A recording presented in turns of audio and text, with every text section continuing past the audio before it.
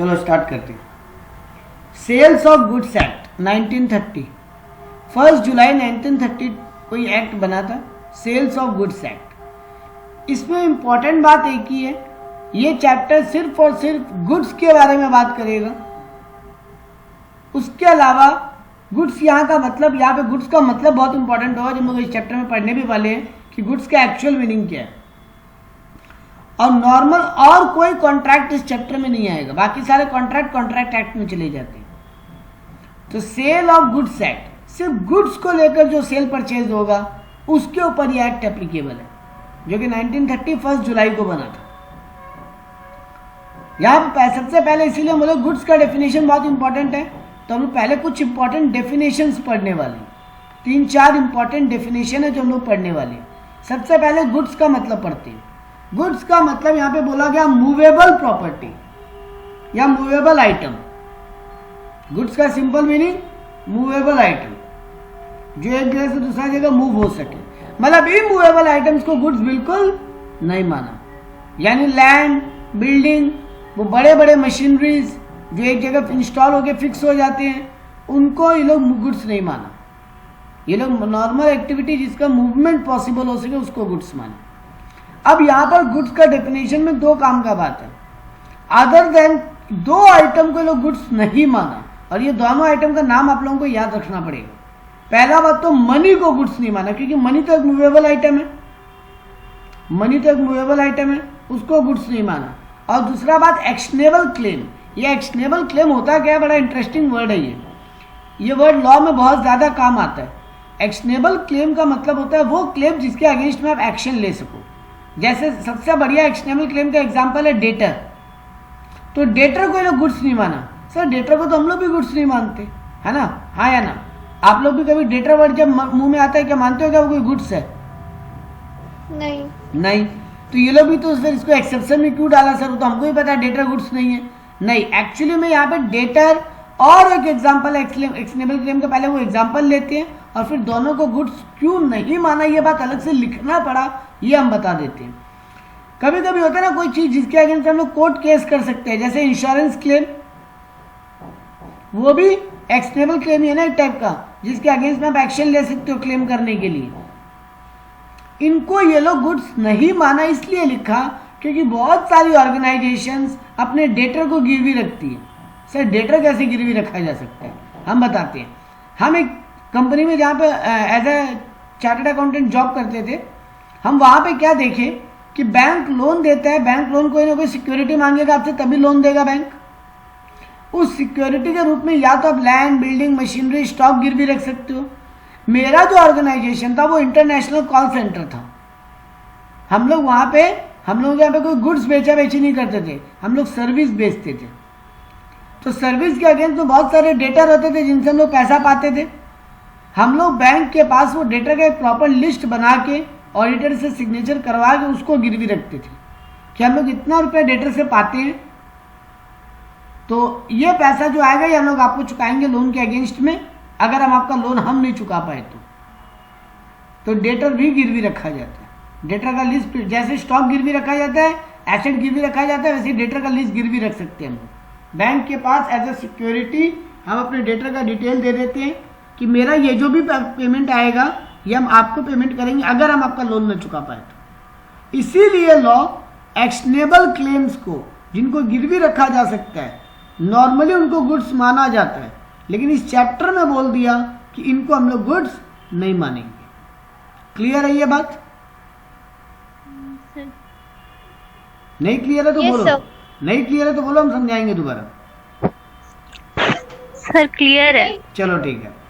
तो देखो यहाँ पे बोला मूवेबल प्रॉपर्टी को गुड्स माना अदर देन 2 मूवेबल प्रॉपर्टी को। मनी भी मूवेबल है, डेटर भी मूवेबल है, लेकिन इनको गुड्स नहीं माना। अब बोला क्या क्या चीज इसमें इंक्लूड होता है। स्टॉक एंड शेयर्स, शेयर्स को भी ये लोग गुड्स माना, शेयर्स को गुड्स माना। मतलब शेयर का सेल परचेज इस चैप्टर में डील करेगा, बिल्कुल करेगा। इसके अलावा ग्रोइंग क्रॉप्स, अब इसमें क्यों आया डिबेट? देखो जनरली फसल तो गुड्स ही है, एग्रीकल्चर प्रोडक्ट गुड्स है कि नहीं है? यस सर है, लेकिन कभी कभी क्या होता है वो जमीन से जब अटैच रहता है तभी उसका डील हो जाता है। तो बहुत जन बोल देते हैं तो मूवेबल नहीं है। अभी तो मान लो अभी क्रॉप ग्रो हो रहा है और हम आपके साथ डील कर लिया कि मेरे खेत में जितना गन्ना हो रहा है हम आपको सारा बेचेंगे, तो वो तो गुड्स नहीं माना जाएगा, क्योंकि नॉर्मल डेफिनेशन बोल रहा है कि सिर्फ मूवेबल प्रॉपर्टी को गुड्स माना जाता है। इसीलिए ये लोग लिख दिया कि नहीं, ग्रोइंग क्रॉप भी गुड्स है, क्योंकि अल्टीमेटली मेरा डील क्या हुआ है, उगने के बाद काट के आपको बेचेंगे, इसीलिए उसको भी गुड्स माना। तो सिंपल बात, मूवेबल प्रॉपर्टी को गुड्स माना, इमूवेबल को नहीं। दो आइटम जो मूवेबल है लेकिन गुड्स नहीं है, वो है एक एक्शनेबल क्लेम और एक है मनी।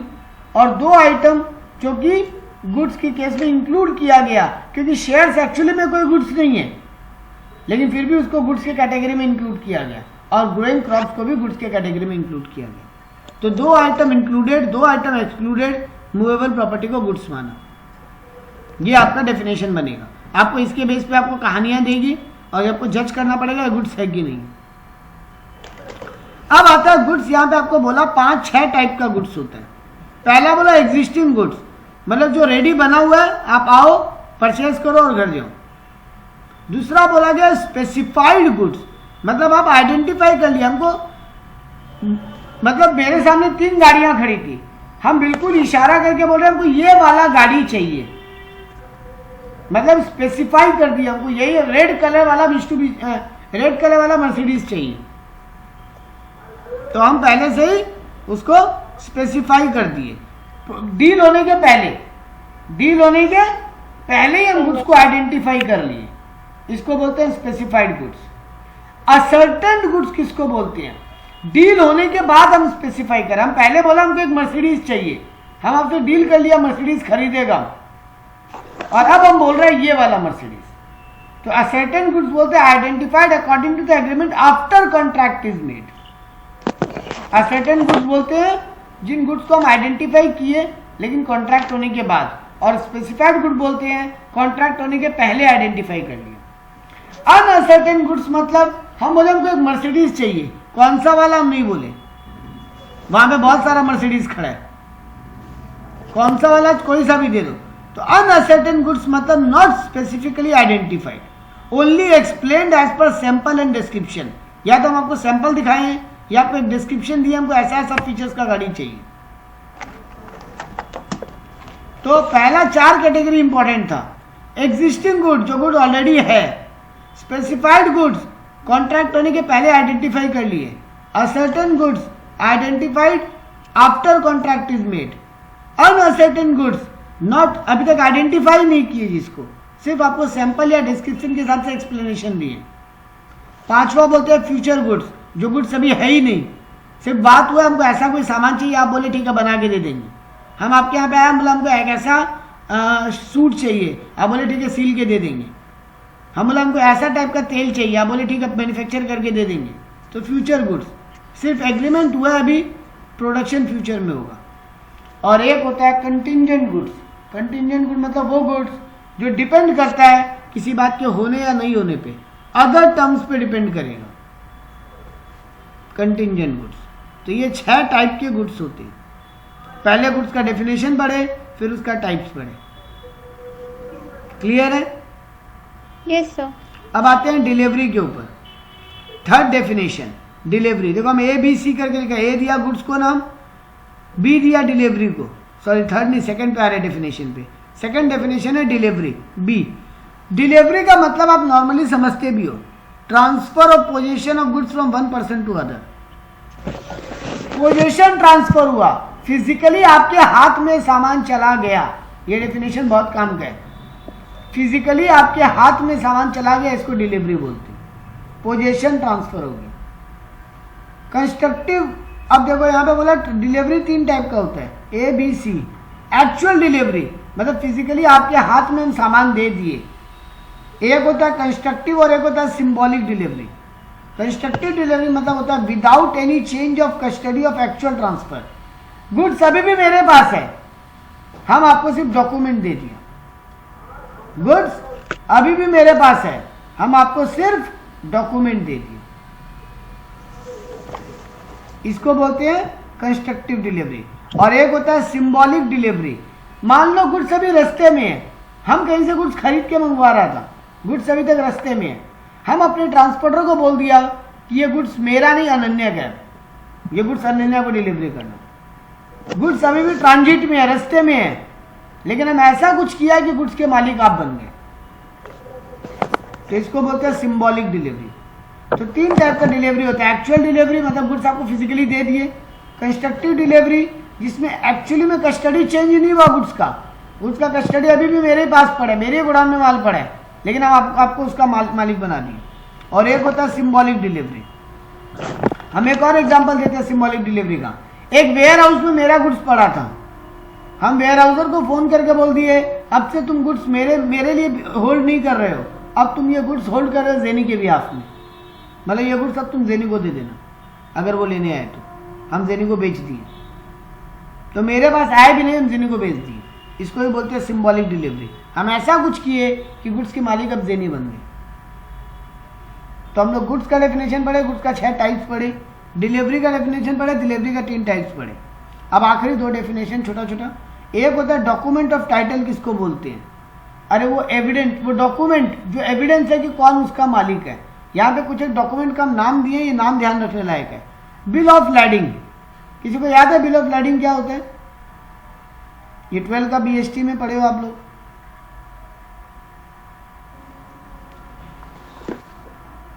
नहीं याद है? नहीं सर। ठीक है, हम बताते हैं। फॉरेन से जब हम सामान मंगवाते हैं ना, तो जो शिप में माल आता है ना, वो शिप का ओनर हमको माल देगा क्यों? आप मान लो जेनी US की हो, आप इंडिया में हमको माल सप्लाई किए, हमको जो शिप का ओनर है, आप तो शिप का कैप्टन होता है ना, एक शिप का कैप्टन, आप तो उसको गुड सौंप दिए डॉक्यूमेंट सबमिट करके। आप तो हम यहाँ पे इंपोर्टर के रूप में उसको रिलीज कैसे करवाएगा?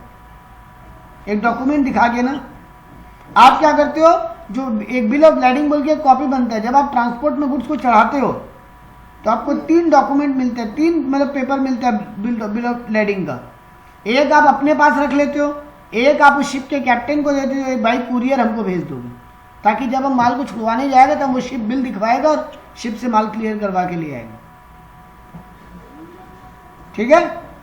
Yes sir. तो ये बिल ऑफ लैडिंग है। तो ये हो गया ना डॉक्यूमेंट ऑफ टाइटल। अगर बिल ऑफ लैडिंग मेरे पास है, मतलब इस सामान का मालिक हम है, इसका टाइटल मतलब ओनरशिप अब मेरे पास है। वैसे ही एक होता है डॉक वारंट। डॉक पे सामान उतर गया, फॉरेन से सामान आता है तो डॉक पे उतरता है ना, कस्टम ड्यूटी, कस्टम बॉर्डर का। वो डॉक पे सामान उतर गया, डॉक का वेयर हाउस होता है एक। अगर आप हाथों हाथ डिलीवरी नहीं लो तो डॉक के वेयर हाउस में सामान चला जाता है। अब वो वेयर हाउस का एक स्लिप होता है जिसको दिखा के सामान छुड़वा के लाना पड़ता है। आप क्या किए, बाहरी बार वो स्लिप हमको बेच दिए कि ये स्लिप तुम लो, माल तुम छुड़ा लो, माल का तुम मालिक अब से। तो अब वो शिप मेरे पास, तो माल का मालिक हम, तो वो स्लिप हो गया ना डॉक वारंट, जो स्लिप होता है वो उसको दिखाने से हम मालिक बन गया गुड्स का। डॉक्यूमेंट ऑफ टाइटल मेरे पास आ गया। वेयर हाउस सर्टिफिकेट, वैसे ही आपका कोई गोडाउन में माल पड़ा है तो वो गोडाउन का जो डॉक्यूमेंट एविडेंस है कि गोडाउन में माल पड़ा है आपका, उसका कोई डॉक्यूमेंट्री एविडेंस होगा। वो डॉक्यूमेंट्री एविडेंस आप हमको दे दिए, मेरे से पैसा ले लिए, अब हम जाके वेयर हाउस में डॉक्यूमेंट दिखा के माल छुड़वा सकते हैं। वैसे ही जब ट्रेन से माल आता है तो रेलवे रिसिप्ट होता है। तो ये सब कुछ एक डॉक्यूमेंट के नाम है जो आपको गुड्स के ओनर बनाने में मदद करते हैं, आपको टाइटल ट्रांसफर करने में हेल्प करते हैं। जिसके ऊपर जो उसका, जिसके पास वो है वो उसका मालिक। आखिरी डेफिनेशन, एक छोटा सा वर्ड, लेकिन उस वर्ड का एक ही मीनिंग है जो आपको दिमाग में हमेशा छपा हुआ रहना चाहिए। प्रॉपर्टी वर्ड का मतलब आप लोग क्या समझते हो? प्रॉपर्टी मतलब हम लोग जनरली समझते हैं ना, कोई लैंड, बिल्डिंग, गोडाउन, फैक्ट्री, ये सब प्रॉपर्टी है मेरा।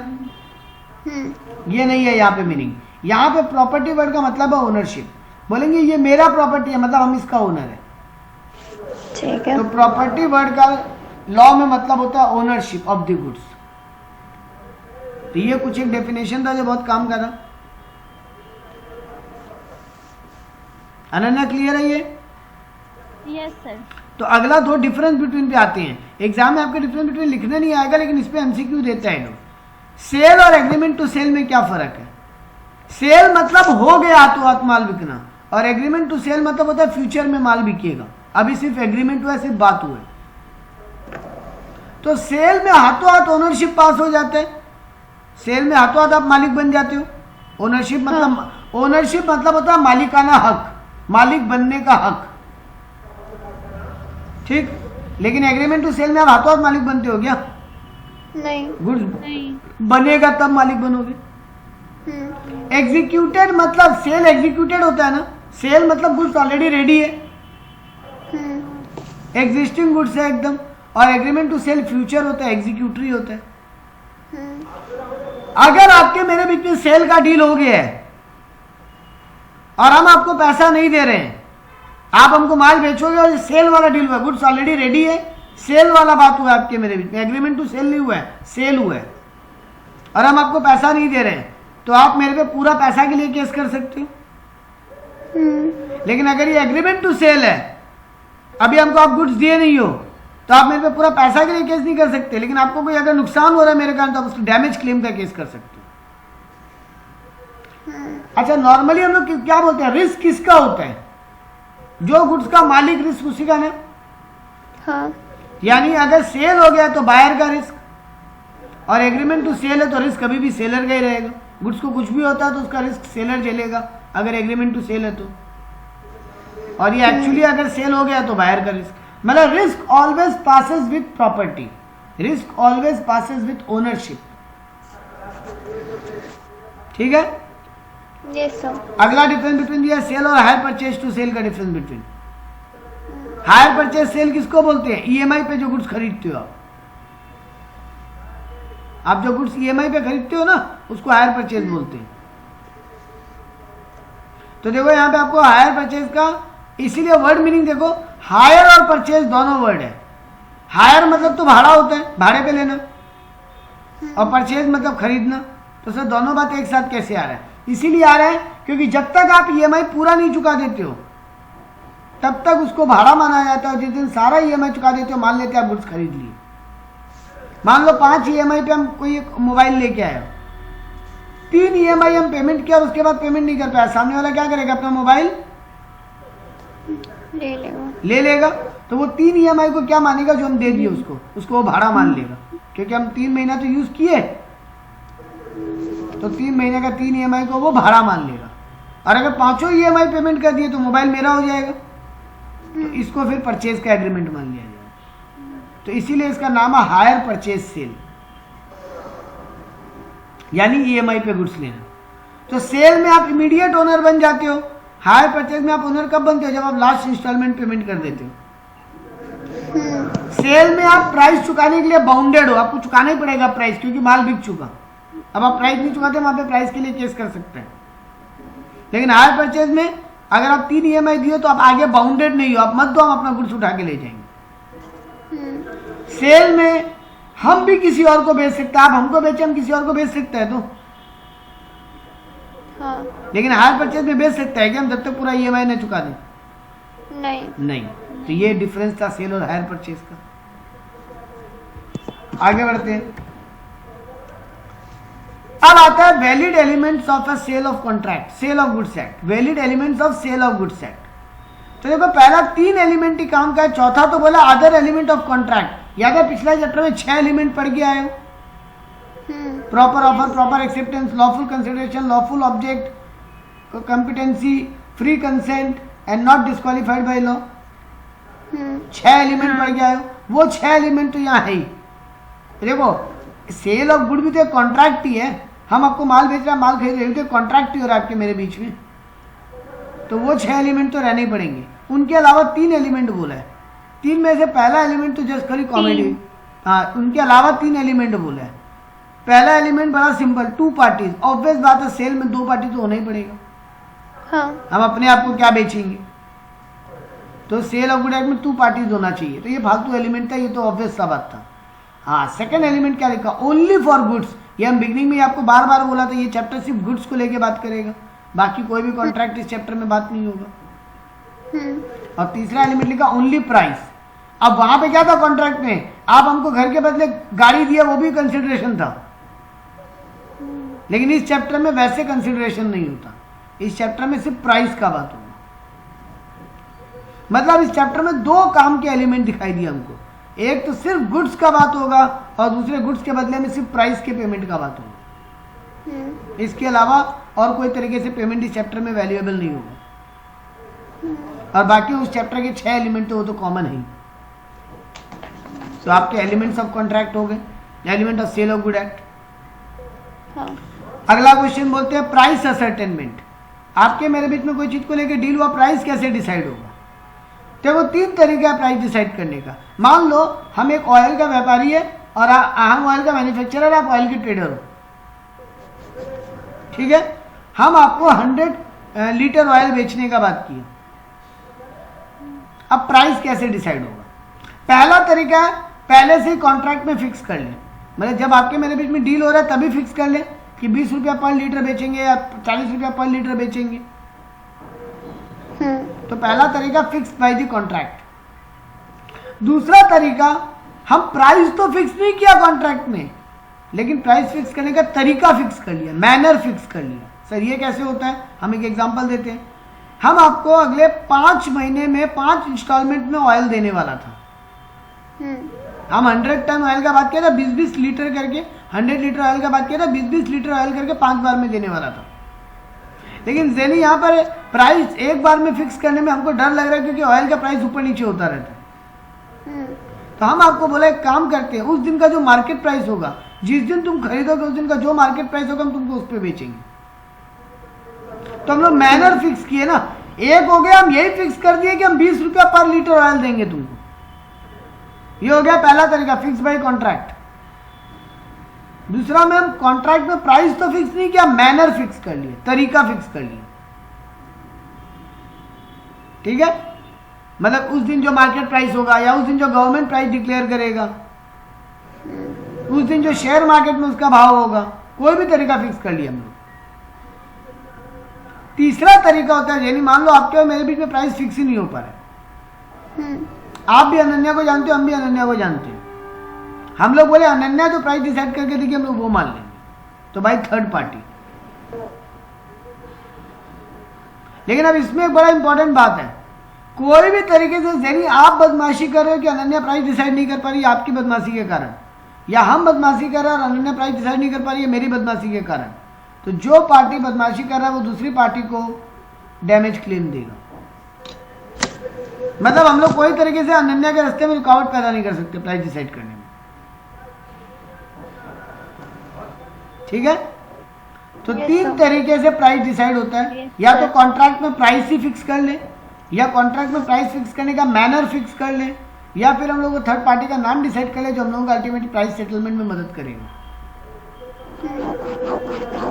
अब आता है टाइम को लेके बात। आप हमको कब डिलीवरी दोगे? Stipulation for time.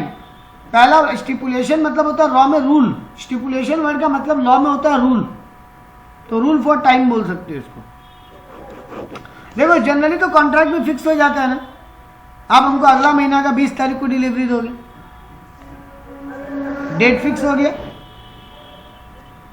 तो जनरली तो डेट या टाइम फिक्स होना चाहिए। अगर हम लोग कोई टाइम फिक्स नहीं किए तो फिर रीजनेबल टाइम होगा, और ये रीजनेबल टाइम कैसे डिसाइड होगा? ये गुड्स का नेचर का और सर्कमस्टांसेस पे डिपेंड करेगा। कोई सामान में ये रीजनेबल टाइम 2 महीना भी हो सकता है, कोई सामान में ये रीजनेबल टाइम 2 दिन भी हो सकता है। अगर वो पेरिशेबल नेचर का गुड्स है तो 2 दिन या 1 दिन ही होगा। अगर वो टिकने वाला सामान है तो 1-2 महीना भी होगा। अगर वो कोई बिल्डिंग बनाने का, यहाँ बिल्डिंग का कॉन्ट्रैक्ट आ नहीं सकता इस चैप्टर में क्योंकि ये सेल ऑफ गुड्स का बात करता है खाली, लेकिन ऐसा कोई आइटम बनाना है जिसको 6-7 महीना बनने में लगता है तो फिर 6-7 महीना रीजनेबल टाइम होगा।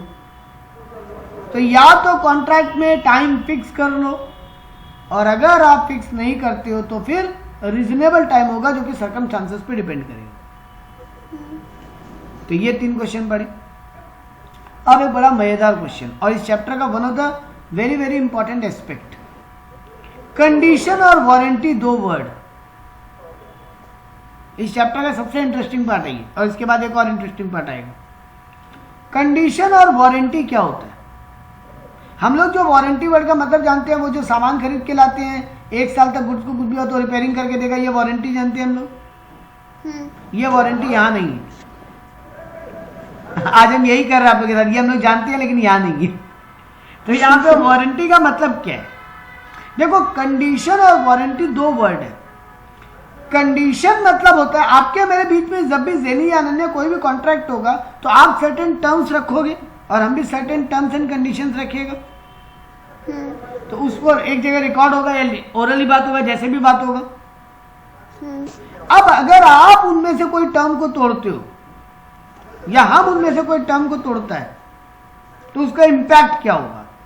कंडीशन मतलब वो टर्म्स होता है जो कॉन्ट्रैक्ट का एकदम मेन बात है। हम आपको एग्जांपल देगा एक दो अभी।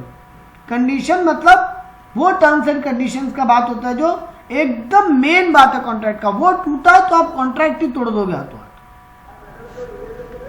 और वारंटी मतलब वो टर्म्स होते हैं जो अगर टूटता है तो कॉन्ट्रैक्ट तो नहीं तोड़ेंगे बट एक दूसरे को कंपनसेशन देना पड़ेगा। मतलब कॉन्ट्रैक्ट कैंसिल नहीं होगा वारंटी टूटने के कारण। इसीलिए देखो हम कंडीशन का हमें क्या मतलब लिखा, main term of contract, contract का एकदम मेन टर्म। और वारंटी में हम क्या लिखा, अदर देन मेन टर्म, जिसको कोलेटरल भी बोलते हैं। अब एक एक एग्जांपल देते हैं। मान लो आप लोगों का एक स्वीट शॉप है और मेरे घर में कल सुबह पूजा है। हम आपको आया ऑर्डर देने, हम आपको ऑर्डर में दो बात बोला। हम बोला एक तो हमको सुबह 8 बजे मेरे घर में पूजा स्टार्ट होगा, हमको 8 बजे चाहिए ये प्रसाद। और हम दूसरा बात आपको बोला कि पेड़ा का साइज इतना बड़ा होना चाहिए। जो भी मिठाई बोला उस मिठाई का साइज इतना बड़ा होना चाहिए। जो आप दोनों में से जिसको जो मिठाई पसंद है वो मन में एज्यूम कर लो, ठीक है? सिर्फ एज्यूम करना, खाना मत।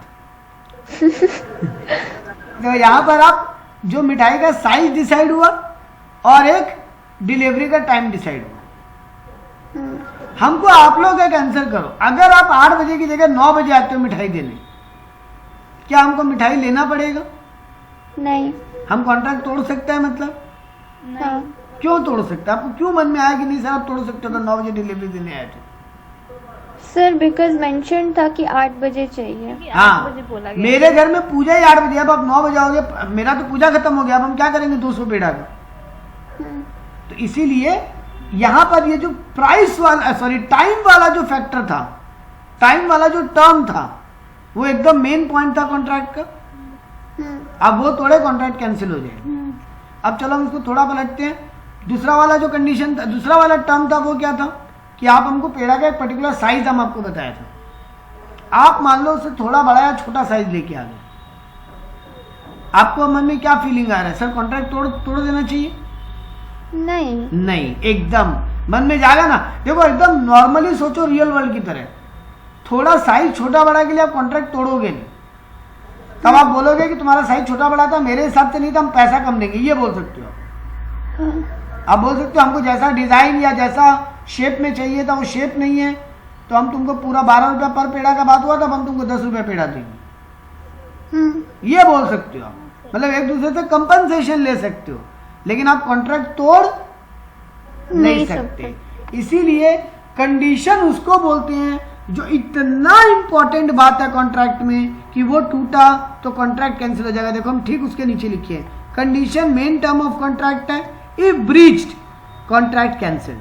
अगर मेन टर्म टूटा तो कॉन्ट्रैक्ट हाथों हाथ कैंसिल। लेकिन वारंटी में हम क्या लिखा, अदर देन मेन टर्म, इसको कोलेटरल भी बोलते हैं। If breached only damage can be claimed. ठीक है? Yes sir. हाँ, अब आते हैं एक इंपॉर्टेंट बात पे। कभी कभी अगर मान लो आप मेन टर्म भी तोड़ दिए, एकदम मेन बात था वो कॉन्ट्रैक्ट का, और आप तोड़ दिए, मेरे पास राइट है कॉन्ट्रैक्ट कैंसिल करने का। हाँ। लेकिन हम कॉन्ट्रैक्ट हम कैंसिल नहीं किया, हम माना कि चलो ब्रीच ऑफ कंडीशन को हम ब्रीच ऑफ वारंटी मान के कॉन्ट्रैक्ट को पूरा कर देते हैं। यानी हम कंडीशन को तो वारंटी मान सकता है, लेकिन कभी भी वारंटी को कंडीशन नहीं बना पाएगा। आप वारंटी तोड़े, आप ऐसा टर्म तोड़े जो वारंटी था, और अब हम बोल रहे हम तो कॉन्ट्रैक्ट कैंसिल करेंगे, ये हम नहीं कर सकता। आप ऐसा कोई बात तोड़े जो वारंटी था, हम उसको कंडीशन बना के कॉन्ट्रैक्ट कैंसिल नहीं कर सकता। लेकिन हाँ, कंडीशन तोड़े, हम बोले चलो ठीक है यार कोई बात नहीं, तुम आप 8 की जगह 8:30 बजे पहुंचे पेड़ा देने, और हम मेरे घर में उस समय पूजा स्टार्ट हुआ नहीं था, हम क्या बोलेंगे, अच्छा चलो ठीक है यार अब दे दो, थोड़ा सा कंपनसेशन तुमसे हम लेंगे, लेकिन हम कॉन्ट्रैक्ट तोड़ नहीं रहे, है ना? तो हम कंडीशन को वारंटी बना सकते हैं, लेकिन वारंटी को कभी भी कंडीशन नहीं बना सकते। नहीं बना। हाँ, तो वो कौन कौन सा पॉइंट है जब कंडीशन वारंटी बन सकता है। तो देखो स्क्रीन पे पहला point, buyer and seller waives the right to cancel. या तो बायर या सेलर कैंसिल करने का राइट को छोड़ दिया, अच्छा ठीक है चलो यार कॉन्ट्रैक्ट कैंसिल नहीं करते, दे दो। था वो कंडीशन, आप जो पॉइंट तोड़े हो वो था एकदम कंडीशन, ठीक है, लेकिन हम ही बोले चलो ठीक है कोई बात नहीं, या हम तोड़े जो बात वो एकदम कंडीशन था। जैसे मान लो आप कंडीशन लगाए थे पेड़ा तभी देंगे जब हाथों हाथ पेमेंट होगा, वरना पेड़ा नहीं देंगे एकदम। अब आप पेड़ा लेके पहुंचे मेरे और हम आपको पैसा तुरंत नहीं दे पा रहे, तो आप तोड़ सकते हो कॉन्ट्रैक्ट नियम से, क्योंकि ये कंडीशन था आपका, ये वारंटी नहीं था, ये कंडीशन था आपकी तरफ से। लेकिन आप भी बोले अच्छा चलो ठीक है, हम बोले देखो मेरे घर में पूजा है प्लीज एक बार दे जाओ, तुमको 1 घंटा में पैसा पहुंचवा रहे हैं तुम्हारे शॉप पे। आप भी बोले अच्छा ठीक है चलो आज इस बार मान लेते हैं, दे दो। तो आप कंडीशन को वारंटी बना दिए और अब कॉन्ट्रैक्ट तोड़े नहीं, ऐसा कर सकते हो। तो देखो कब कब, जब बायर या सेलर वो राइट को छोड़ दे रहा है कैंसिल करने का, या फिर buyer and seller elect it as warranty and allow the contract. Buyer and seller उसको कंडीशन को खुद ही बोलते हैं चलो ये कंडीशन ही अब से ये वारंटी होगा।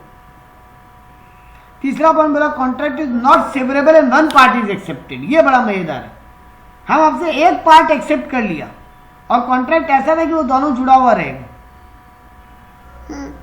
अब हम कॉन्ट्रैक्ट को तोड़ नहीं सकते क्योंकि हम एक पार्ट ले लिया, दूसरा पार्ट अब हम कैंसिल कर नहीं सकते क्योंकि दोनों कनेक्टेड है आपस में।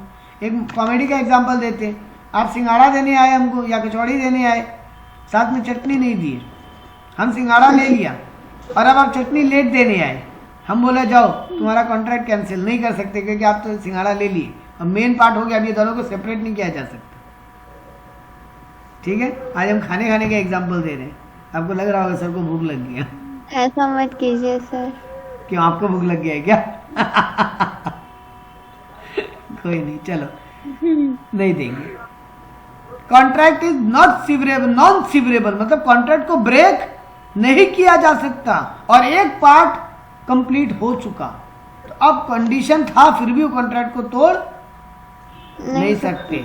अब आप कंपनसेशन ले लो लेकिन कॉन्ट्रैक्ट को तो पूरा करना पड़ेगा। और एक्सक्यूज बाय लॉ, अगर लॉ बोल देता है कि ये कंडीशन नहीं माना जाएगा, इसको वारंटी मानो, तब आपको मानना पड़ेगा क्योंकि लॉ बोले। तो ये बहुत इंपॉर्टेंट बात था, कंडीशन और वारंटी किसको बोलते हैं और कब कब कंडीशन वारंटी बन सकता है। आज आखिरी पार्ट पे आते हैं, आज के चैप्टर पे एक बार के लिए। टाइप्स, कॉन्ट्रैक्ट का 2 टाइप्स होता है, 5 मिनट का क्लास और है। कॉन्ट्रैक्ट 2 टाइप्स का होता है, express and implied. Express contract मतलब वो तो आपको पता ही है, हर बात लिखित में है। वारंटी कंडीशन 2 टाइप का होता है, sorry, express warranty, express condition, implied warranty, implied condition. देखो एक्सप्रेस वारंटी कौन सा है, जो एकदम रिटर्न है या फिर बोला हुआ है वही एक्सप्रेस वारंटी है, और वैसे कंडीशन में भी जो एकदम बोला हुआ है लिखा हुआ है वही एक्सप्रेस कंडीशन है।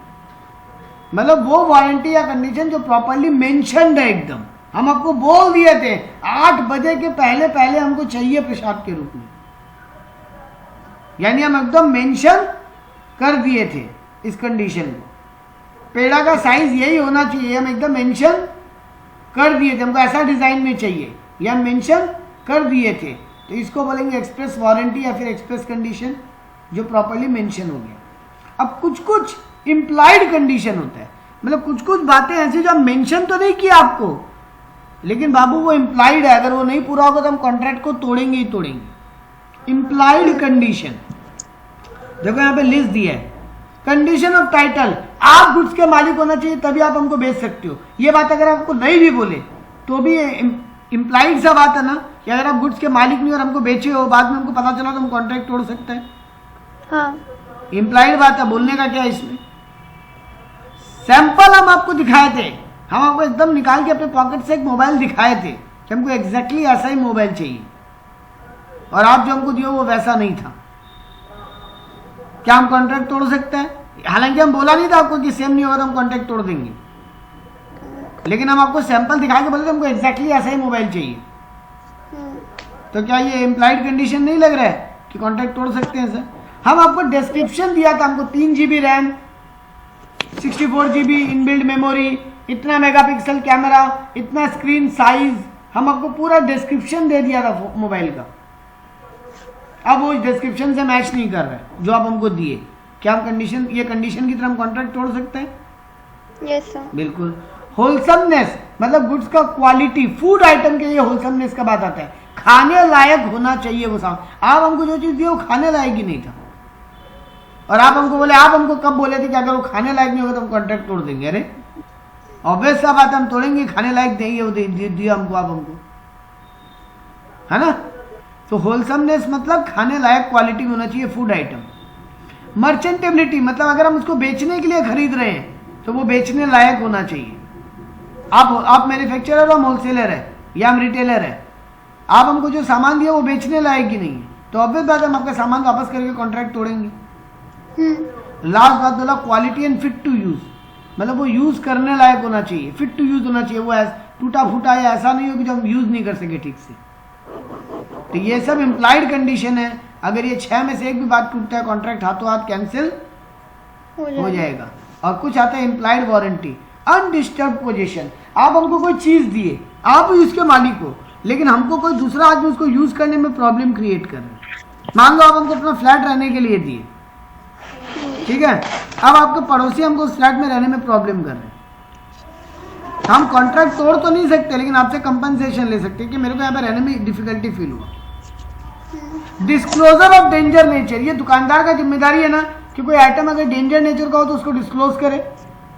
मतलब अगर मेरे बॉडी को नुकसान पहुंच सकता है उसको यूज करने से, रिस्क है उसमें, तो दुकानदार की जिम्मेदारी है वो हमको बताए। आप वो नहीं बताया और हमको नुकसान हो गया उससे, तो हम डैमेज क्लेम कर ही सकते हैं। हाँ। Fitness and quality, free of charge, ये कहीं पे गिरवी नहीं रखा हो, अगर ये आपका कहीं पे गिरवी रखा हुआ जो आप हमको बेच रहे हो, हम आपसे कंपनसेशन लेगा, क्योंकि वो जो पार्टी है वो मेरे से पैसा मांगेगा, क्योंकि प्रॉपर्टी का मालिक हम है ना। आप एक बैंक से लोन लिए और वो एसेट आप हमको बेच दिए, अब बैंक मेरा गला पकड़ेगा क्योंकि प्रॉपर्टी का मालिक अब हम हो गए, तो हम आपसे कंपनसेशन लेगा बैंक को चुकाने जितना। ये सब इम्प्लाइड वारंटी था। यहाँ स्टॉप करते हैं, नेक्स्ट पार्ट में ये चैप्टर पूरा खत्म हो जाएगा और 2-2.5 पेज जो है ये चैप्टर पूरा खत्म हो जाएगा। Yes sir. चलो, थैंक यू।